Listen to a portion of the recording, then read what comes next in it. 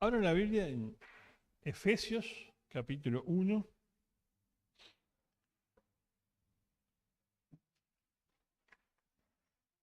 Ahora digo desde dónde vamos a leer.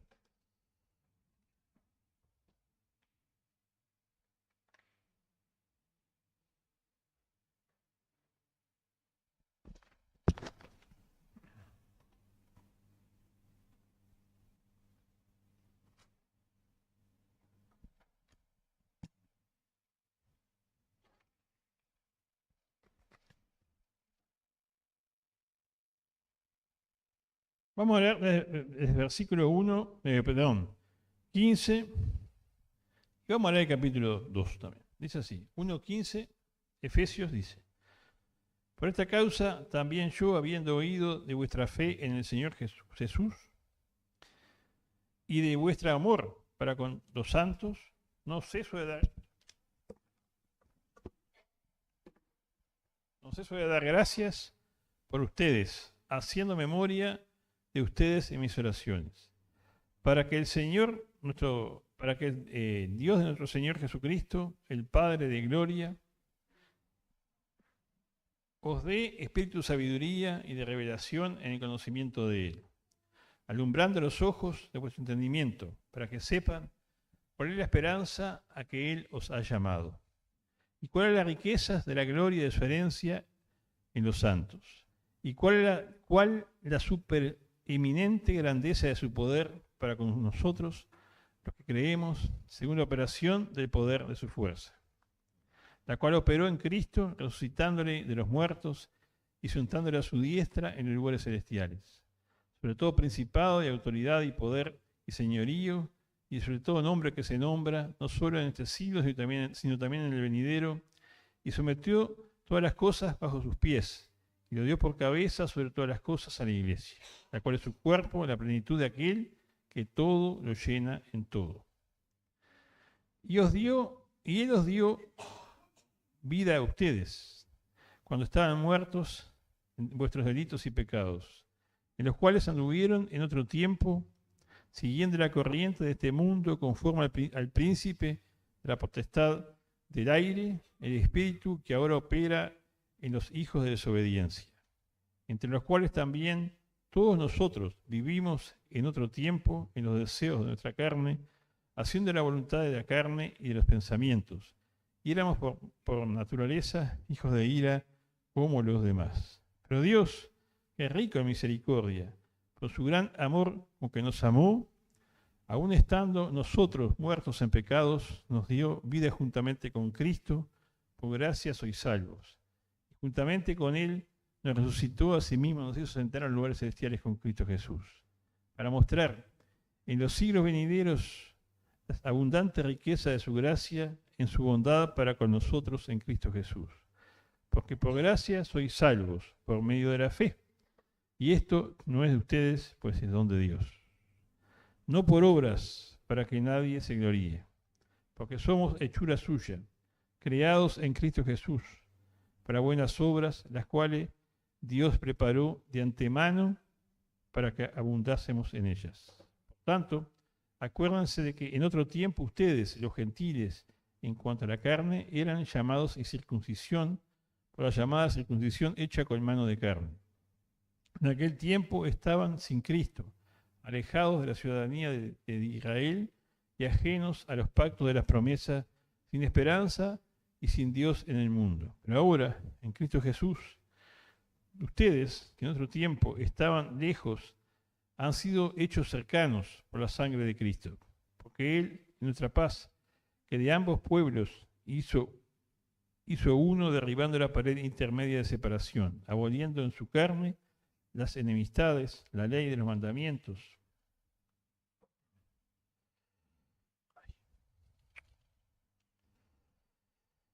expresados en ordenanzas, para crear en sí mismo de los dos un solo pueblo, un solo y nuevo hombre, haciendo la paz, y mediante la cruz reconciliar con Dios ambos en un solo cuerpo, matando en ella las enemistades. Y vino y anunció las buenas nuevas de paz a ustedes que estaban lejos y a los que estaban cerca.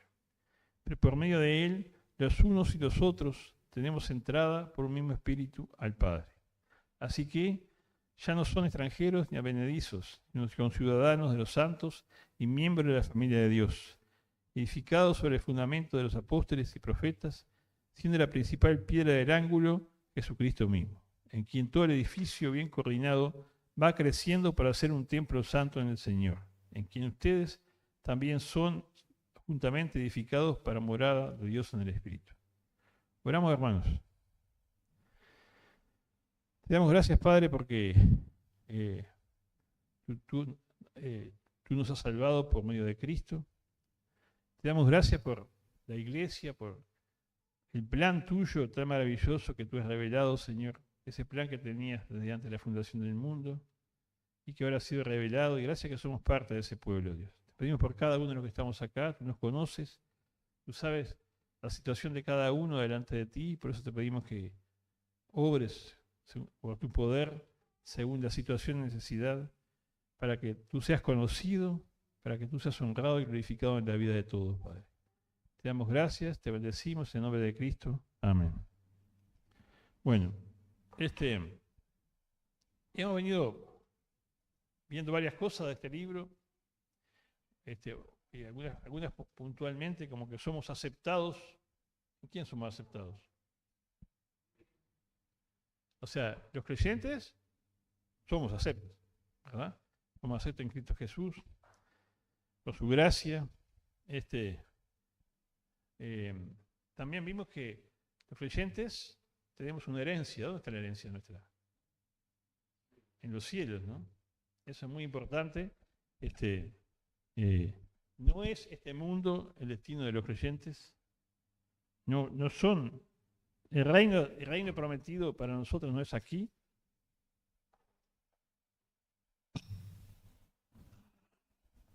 Es muy interesante, muy importante saber eso, que tenemos una herencia. ¿Quién ganó esa herencia? ¿De quién es la herencia? De Cristo. Y lo de Cristo es nuestro. Interesante. Cristo es el hermano mayor y no se avergüenza de llamarnos hermanos, como hemos visto alguna vez. Y Él nos dio una herencia. No podemos imaginar la riqueza de esa herencia.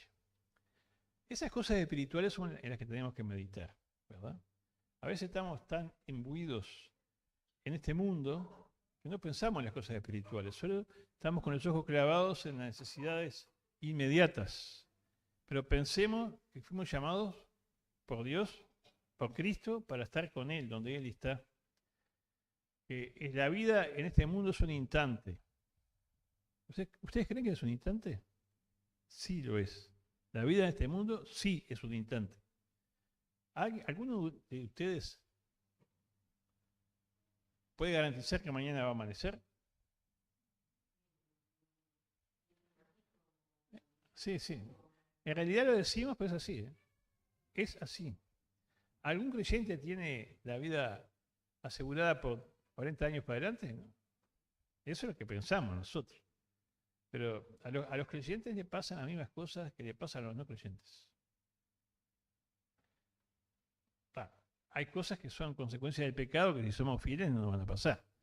Pero además, les puedo asegurar que puedes ir en auto y la imprudencia de otro te puede pasar por arriba. Hemos visto muchos casos así, ¿verdad? Un ataque cardíaco le puede venir a cualquiera. Un cáncer también, ¿verdad? Estamos en este mundo. Pasamos por las mismas cosas que todos pasan. Lo único y nada menos que Dios está con nosotros y vive en nosotros. Esa es la diferencia con nosotros, es que Dios está en nosotros. ¿Verdad? Para enfrentar la situación que nos toca enfrentar. Y a los creyentes les pasa la misma cosa que a los demás. A buenos padres los hijos les salen malos. A buenos padres a veces los hijos les salen malos. Como a otros. Y así que podríamos mirar mil cosas. Pero la herencia de nosotros está en Cristo. Cristo es nuestra herencia. Y tenemos una herencia con Él. ¿Verdad? Nosotros somos los de Él. Y lo que es de Él es nuestro. ¿verdad? Todo es nuestro en Él, dice un himno. Y qué verdad que dice. Reflexionemos en eso. A veces, viendo este país bendito, tan maravilloso que vivimos, pues es un país maravilloso, aunque a veces no nos demos cuenta, porque somos muy rezongones los uruguayos. Este es un país maravilloso. O sea,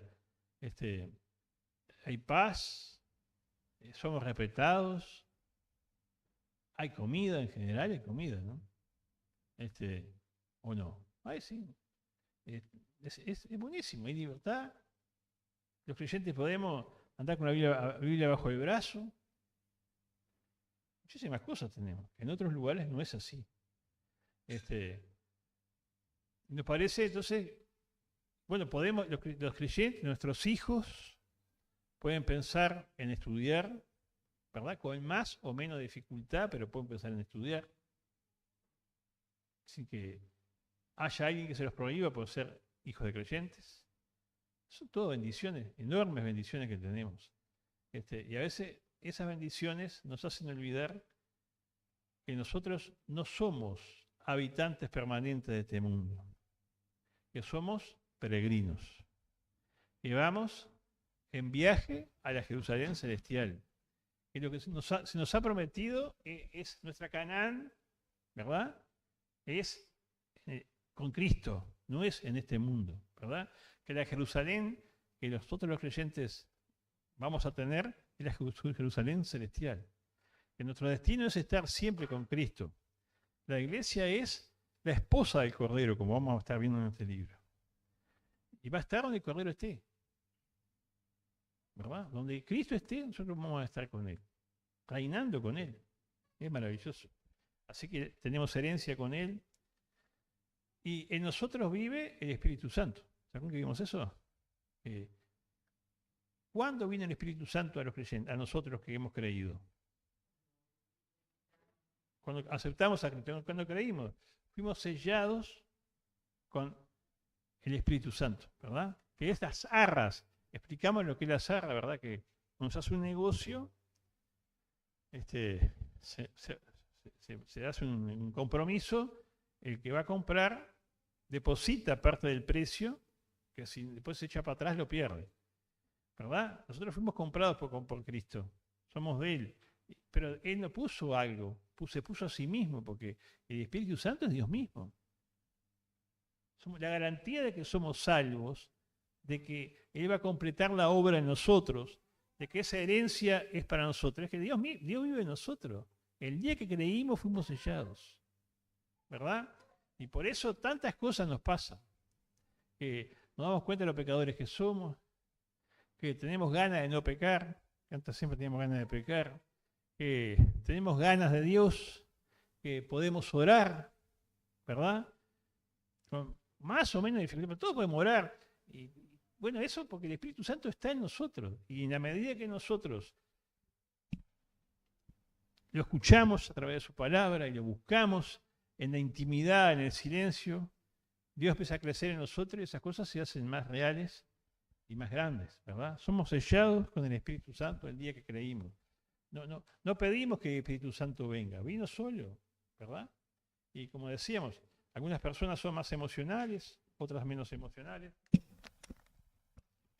La conversión de algunos es muy notoria, porque le pasan cosas. Otros somos más fríos, y el día que creímos no sentimos nada. Yo no sentí nada que creí. Pero sí seguridad de que soy hijo de Dios, ¿verdad? Siempre comento cuando hablamos de la salvación y la seguridad de la salvación, hace muchos años, por el 78, cuando me convertí, algunos parecía que tocaban el cielo con la mano, ¿verdad? Nada, nunca. Ahora soy más emocional que antes, era bien frío. Entonces, como que a veces a uno lo ponían en duda. Entonces iba a mi casa solo y decían: Jesús, tú sabes que yo creo en ti. Tú sabes, Señor, que yo creo en ti. Tú sabes, Jesús, que yo creo en ti. Ya está, esa es la cosa. Jesús, tú sabes que mi fe está en ti. Les pregunto, ¿la fe de ustedes dónde está? ¿Está en Jesús? Puedes hablar con Jesús y decirle: yo creo en ti. Tú sos mi Salvador.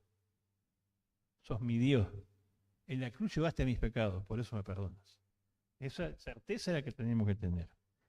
Y después hablamos también de que cuando Pablo ora por los creyentes, pide cosas muy interesantes que nosotros deberíamos pedir unos por otros.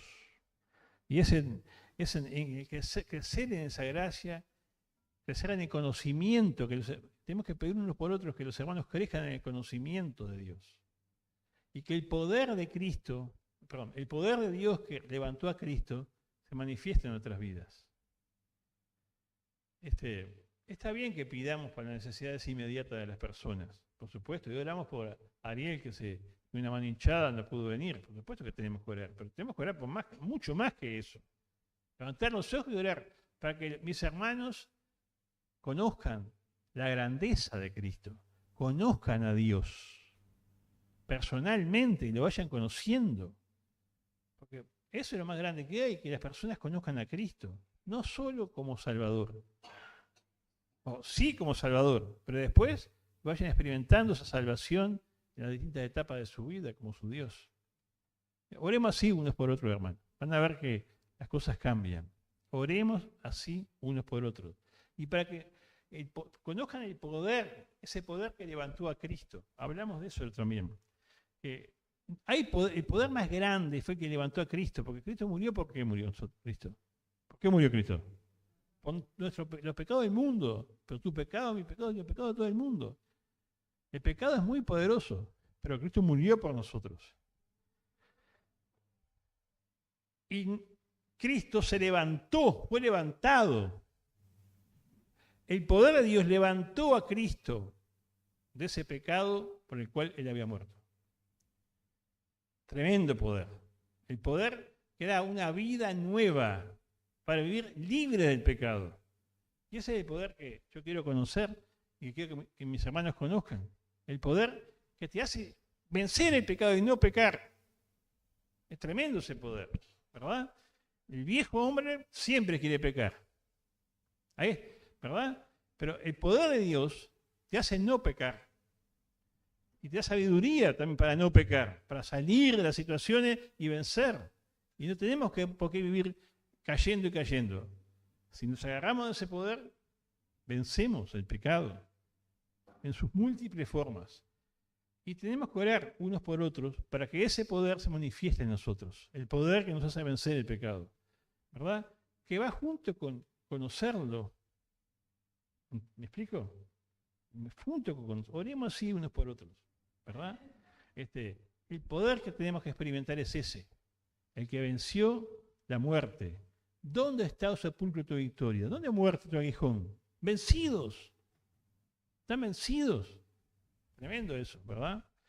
Lo que Cristo, sí, el pecado mató a Cristo, sí, pero Cristo lo venció. Muriendo, el santo lo venció.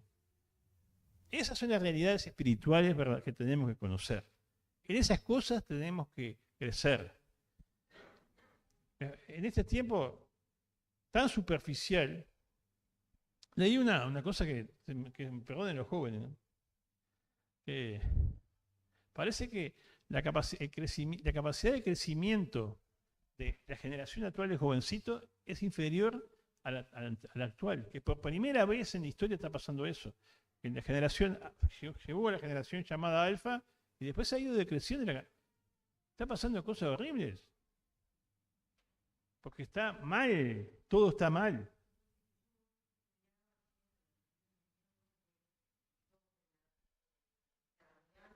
Yo soy sordo, ¿eh? Ah, sí, sí, sí. Está.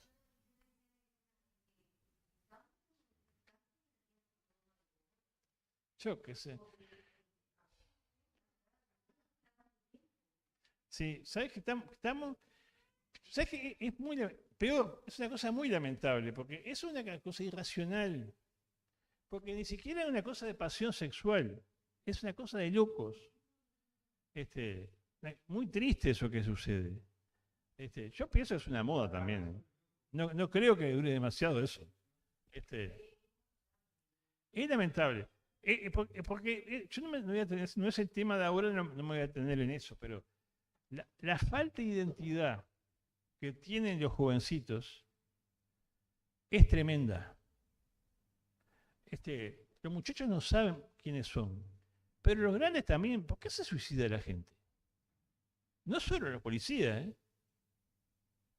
Una muchacha trabaja en Comero, allá en La Paloma, se quiso suicidar, tomó pastillas, está en sanatorio, y así uno va conociendo a mucha gente así.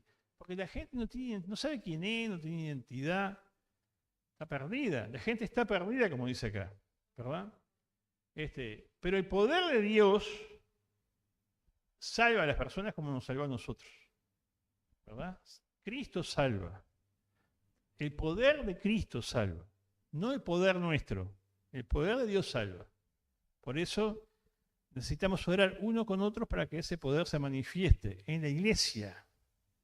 Porque la obra de salvación, predica cualquiera, está bien, tenemos que predicar todos. Pero la obra de salvación, la obra de evangelio, es de la iglesia. Si la iglesia tiene que estar involucrada, todos nosotros, ¿verdad?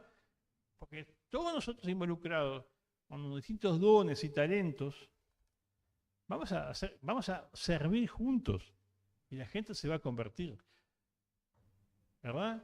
Y la palabra que tú no le puedes decir se la dice otro. Y la mano que otro no la puede extender se la extiende otro. Y unos oran, ¿verdad? Qué importante los hermanos que oran, como dijeron hoy. Qué importante los hermanos que oran. No es solo hablar, hay que orar, hermano. Y hay hermanos que tienen el don de la fe, porque la fe es un don también. Algunos hermanos, el don de la fe es y oran. Y Dios contesta. Y todos oramos, pero unos oran más. Qué bueno pero la iglesia es así. Tiene unos que van y sirven y se acercan, son otros que dan la palabra, otros que oran, otros que consuelan. Tantas cosas, ¿no? Importantes, pero tenemos que orar unos con otros para que conozcamos a Dios, para que conozcamos su amor, para que experimentemos su poder. Entonces la iglesia crezca, así crece, ¿verdad? Así, juntos, así crece. Él va a desarrollar eso en este libro. Muchas cosas, dice, y empieza a hablar en el capítulo 2, un capítulo que hay que detenerse, acerca de lo que es la salvación, ¿verdad? Y dice que, ¿cómo éramos nosotros? ¿Cómo estábamos nosotros antes de ser salvos? Yo les quiero decir, cuando estudié este libro, tengo dos formas de estudiarlo. Uno como si fuera una clase y otro como si fuéramos hermanos que necesitamos enseñanzas que no sean prácticas para la semana y profundas. Trato de hacer eso último, ¿verdad? Si fuera un instituto bíblico sería distinto, pero es la iglesia. ¿Cómo estamos? ¿Cómo ve Dios? ¿Cómo describe Dios a una persona que no tiene a Cristo? ¿Cómo estábamos nosotros antes de tener a Cristo? Y dice, nosotros, estábamos, versículo 1, muertos. Estábamos muertos en nuestros delitos y pecados, en los cuales anduvimos en otro tiempo, siguiendo la corriente de este mundo, como el príncipe de la potestad del aire, el espíritu que ahora opera en los hijos de desobediencia, entre los cuales también todos nosotros vivimos en otro tiempo en los deseos de nuestra carne, haciendo la voluntad de la carne y de los pensamientos, y éramos por naturaleza hijos de ira como los demás. Eso éramos nosotros. Nadie puede sacar pecho, porque acá no dice alguno de ustedes, dice todos. Además va a decir los judíos y los gentiles, los que no son judíos también, lo va a describir en el libro, en el capítulo. Estábamos muertos. Para Dios, muertos. Un muerto puede oír, puede ver, puede sentir. Una persona que no es convertida está muerta para Dios. Espiritualmente está muerta.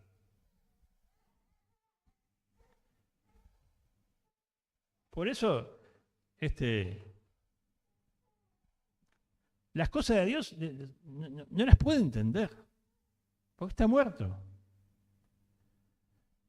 Tú y yo estábamos muertos en nuestros delitos y pecados. ¿Qué quiere decir eso? Estábamos muertos porque nacimos pecadores, somos de nacimiento pecadores y pecamos en el transcurso de nuestra vida. Nacimos pecadores, hijos de Adán, y desarrollamos el pecado a lo largo de nuestra vida. Así éramos. Incapaces de entender las cosas de Dios. No podíamos entenderlas. Sin embargo, Dios nos dio vida, ¿verdad? Dios trabajó en nosotros y nos dio vida. Dios, para que una persona se convierta, la ilumina primero. Hace algo en ella para que pueda entender, porque si no, no puede entender. Miren, nadie se puede convertir si Dios no lo toca. ¿Por qué creíste tú? Antes no creías, ¿no? ¿Y por qué creíste? ¿Puedes explicar? ¿Sí? ¿Pero quién te enseñó eso? ¿Cómo te diste cuenta? Y a cualquiera le pregunto, antes de creer, sabíamos, uno le explicaba en el Evangelio y sabía la misma cosa, pero no entendía, no razonaba. Dios, el Espíritu Santo, trabaja para convertirnos antes de que nos convirtamos. Por eso creo que es importante que la Iglesia entienda que la salvación es una obra de principio al fin de Dios. Entonces nosotros necesitamos depender del Espíritu Santo. Entender que si el Espíritu Santo no obra, no hay salvación. ¿Verdad?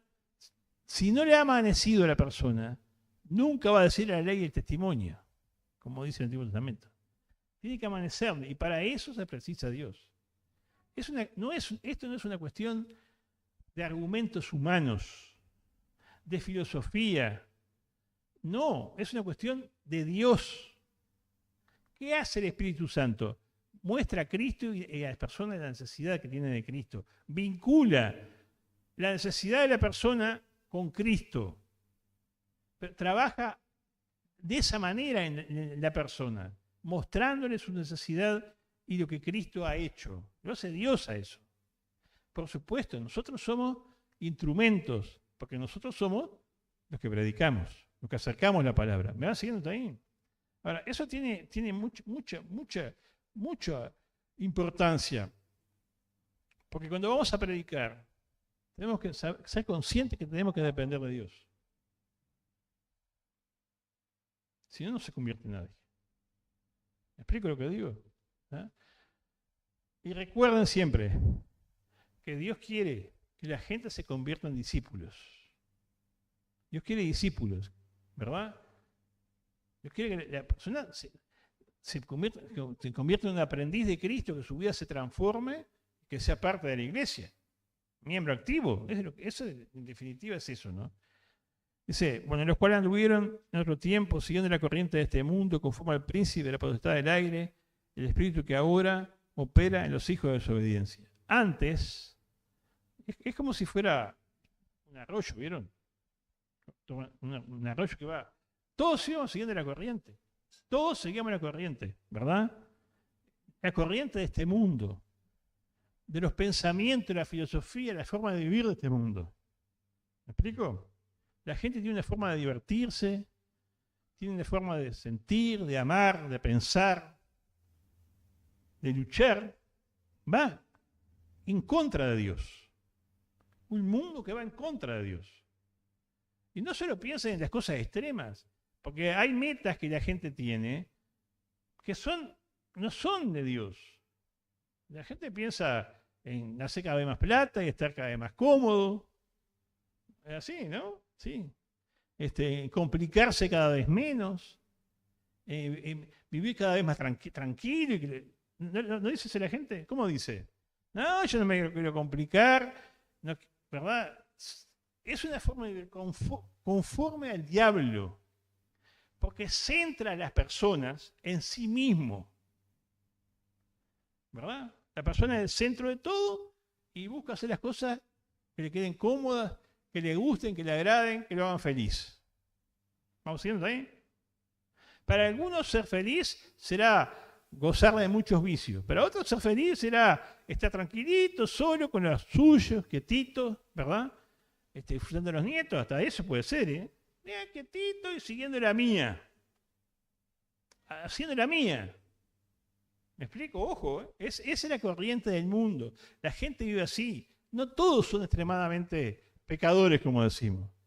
Pero sí seguimos la corriente de este mundo que tiene el yo como centro. El diablo puso eso. El diablo le dijo a Eva, no, tú vas a ser como Dios.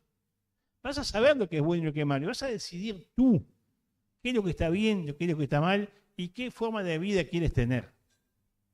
Eso es lo que el diablo le puso en el corazón a las personas. Y la gente le hizo caso. Y decide lo que está bien, lo que está mal, qué forma de vida tiene que tener. Y sigue la corriente del mundo, que lleva a la perdición. Y Satanás es el príncipe de la potestad del aire. El que tiene esa manera de pensar y ha llevado a la humanidad por ese callejón.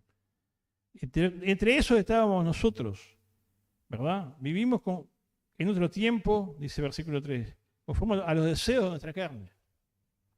No sé cuáles son tus deseos, pero deseos que no son de Dios. Y de los pensamientos, y éramos por naturaleza hijos de ira, lo mismo que los demás. Eso quiere decir, todos nosotros éramos como los demás, hijos de ira. Eso quiere decir, hijos de ira destinados a la ira, ¿verdad? Pero Dios, dice el versículo 4, que es rico en misericordia por su gran amor con que nos amó, aún estando nosotros en nuestros pecados, nos dio vida juntamente con Cristo, por gracia sois salvos. Y juntamente con Él nos ha resucitado y asimismo nos hizo sentar en lugares celestiales con Cristo para mostrar en los siglos venideros la abundante riqueza de su gracia en su bondad para con nosotros en Cristo Jesús. Por gracia sois salvos. Íbamos en el mismo rumbo que los otros. ¿Quién nos cambió? ¿Qué dice acá? ¿Qué dice? ¿Por qué? Dios. ¿Hicimos algo nosotros? Fue Dios, todo Dios, ¿verdad? Estábamos muertos, como los otros, y nos dio vida cuando estábamos muertos, entre delitos y pecados. Por gracia sois salvos, ¿verdad? Por gracia sois salvos. ¿Qué hicimos nosotros para ser salvos? ¿Quién nos dio la fe? ¿Quién nos da la fe para creer? ¿Quién nos da la fe? Dice, la fe viene por oír la palabra de Dios. La fe viene por oír la palabra de Dios. Tú empiezas a escuchar y la palabra de Dios empieza a cambiar tu actitud de incredulidad en fe. Te convierte, inclina tu corazón a creer. Y cuando tu fe se pone en contacto con Dios, te salvas. Recibes la gracia. La gracia te salva. Así que la salvación nuestra es de principio a fin de Dios. Es interesante. Dice que Dios nos ama y por eso mostró su gracia, ¿no? Nos salva no por su amor, nos salva por su gracia. Porque la gracia implica acción. La gracia es ese favor que Dios hace hacia quien, el bien que Dios le hace a quien merece el castigo. Nosotros merecíamos el castigo. Estamos muertos en nuestros delitos y pecados. Estábamos en nuestros pecados. Y cuando estábamos en nuestros pecados, Cristo hizo muchas cosas. Murió en la cruz por nosotros. ¿Verdad? Nos habló para que entendiéramos y creyéramos. Abrió nuestra mente para que creyéramos. Nos dio la fe y creímos. Todo lo hizo Él cuando fuimos salvos cuando estábamos muertos. Nuestros delitos y pecados. Él nos amó cuando aún éramos enemigos. Siendo enemigos, Él nos amó. ¿Verdad? Alguno puede morir, dice Romanos, por un amigo, pero Cristo muestra su amor para con nosotros en que siendo aún pecadores, Cristo murió por nosotros. ¿verdad? Así que Dios nos salva enteramente por su gracia. Ahora, yo les pregunto, si Él nos salvó a nosotros de esta forma, si me salvó a mí, te salvó a ti de esa forma, ¿eso qué te lleva a pensar y a hacer? ¿Entiendes la pregunta? Te salvó a ti, te salvó a mí, por gracia. Cuando era pecador me amó, me abrió los ojos y me salvó. Cuando creí.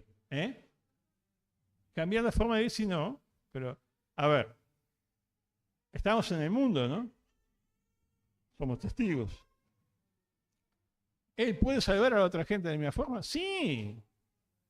Eso nos lleva a pensar que cualquier persona que está alrededor nuestro también puede ser salva. Si me salvó a mí, y Dios me abrió la cabeza a mí, y me iluminó a mí, ¿por qué no va a salvar a los demás? ¿Me explico lo que digo? ¿Por qué no? Nosotros a veces clasificamos a las personas. Eso lo he comentado algunas veces. Nos parece, este puede ser salvo, este no salva nada. Y uno hace clasificación de salvable y no salvable, que no es la clasificación de Dios, ¿verdad? ¿Alguien puede no salvarse? El que no cree. Pero además, todos son salvables. Tú pensaste en un día que iba, ¿no? Capaz que algunos sí, yo desde chiquito sé que iba a ser salvo. Muy pocas personas podrán decir eso.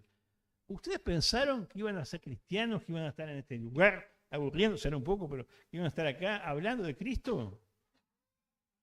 ¿Se lo imaginaron en su vida antes de convertirse? Sobre todo los que se convirtieron más mayores. ¿Se imaginaron? No nos imaginábamos. No cabía en nuestra cabeza. Es Dios el que lo hizo. ¿Verdad? ¿Cómo lo hizo? Uno sabe cómo lo hizo. Con el Espíritu Santo. Pero si lo hizo con nosotros, ¿por qué no lo va a hacer con los demás? Cuando prediquemos, creamos así. Si me salvó a mí, ¿por qué no lo va a salvar a él? Y oremos por él. Y presentémonos el Evangelio. El que salva es Cristo. ¿Se entiende lo que digo? ¿Tiene familiares que no se han convertido? Este no se convierte. Esta sí, no es así. No, pero ¿quién te dijo que tienes que pensar así? Yo salvo a cualquiera. Pensemos de esa forma y actuemos así, ¿verdad? Porque esto no es solo para que nosotros lo disfrutemos, sino para que pensemos como Dios piensa. Tengamos la mirada en la gente como Dios la tiene, ¿verdad? Dice, lo que es la salvación. Dice, versículo, por gracia soy salvo, termina diciendo el versículo 5, el 6 dice, y justamente con él nos resucitó. Eso quiere decir que nos dio una vida nueva. Cuando estábamos muertos, nos resucitó. No está hablando de la resurrección física. Dice, estamos muertos y nos resucitó Él, nos dio vida. Y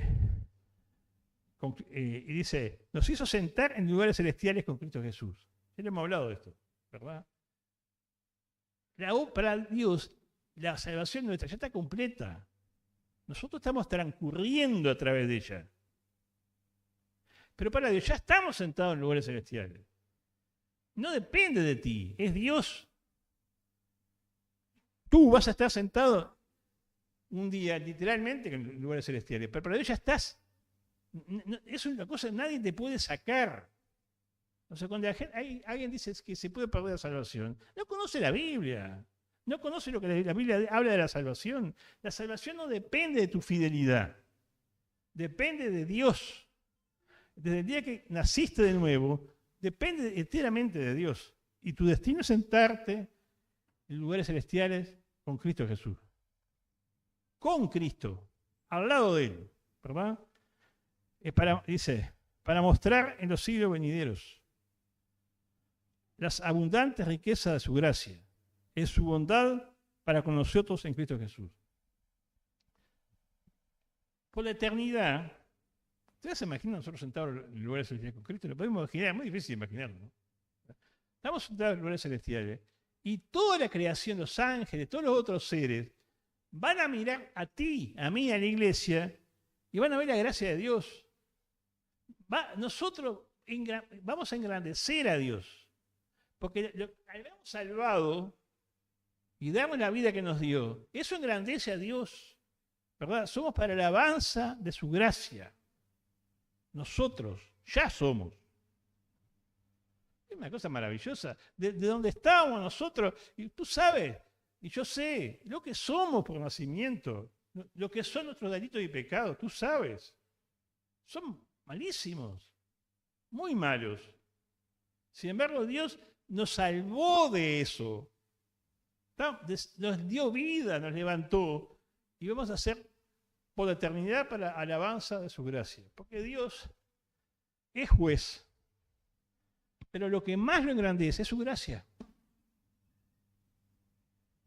Por supuesto que es juez y condena el pecado, pero lo que más lo engrandece es su gracia, es salvar al pecador, ¿verdad? Eso lo deja más en alto. Si alguien no entiende, quiere decir aclara o para, dígame. ¿Saben qué? A veces la gente discute la existencia de Dios, ¿no? ¿Verdad que sí? Yo digo, cuando uno mira, estudia en la Biblia el concepto de la gracia, ¿me van siguiendo? Y sobre todo los que les gusta leer, estudiar. El concepto de la gracia de Dios solo está en la Biblia, en el Dios de la Biblia.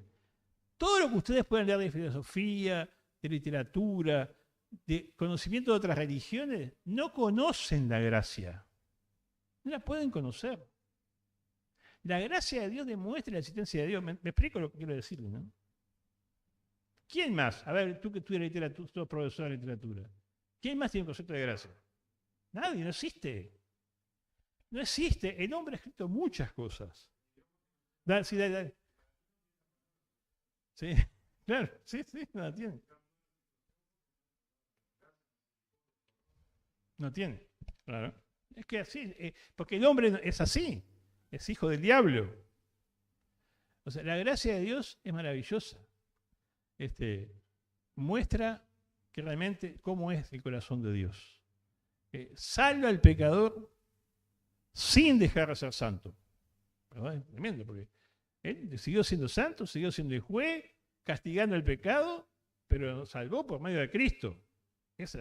Y entonces nosotros somos, como hablamos el otro día, todos nuestros pecados están perdonados. No tenemos que pensar que alguna macana que nos mandamos está sin castigo, porque todo ha sido castigado por el que podía pagar, que fue Cristo, ¿no? Es maravilloso eso. Y el versículo 6, tan lindo, tan conocido, versículo 8, perdón. Porque por gracia sois salvos, por medio de la fe. Y esto no es de ustedes, pues es el don de Dios. Así que la gracia es como la comida y la fe es el tenedor, ¿no? Que agarra la gracia. ¿Verdad? La gracia del alimento, eso lo dijo uno que sabe más que yo. La gracia del alimento y la fe del tenedor que agarra la gracia y nos alimenta. ¿Se entiende? No por obras, para que nadie se gloríe. Por gracia sois salvos por medio de la fe. Y esto no es de ustedes, pues es un regalo de Dios. No por obras, para que nadie se gloríe, nadie. Esto hacía tropezar a los judíos, que pensaban que podían cumplir la ley. ¿Verdad? El religioso piensa que tiene que hacer algo. Yo quiero decirle,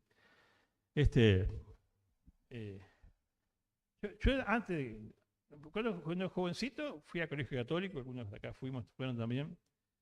Entonces, el concepto de gracia, aunque hayas transitado por la Iglesia Católica y conocieras las historias sagradas, no se transmitía.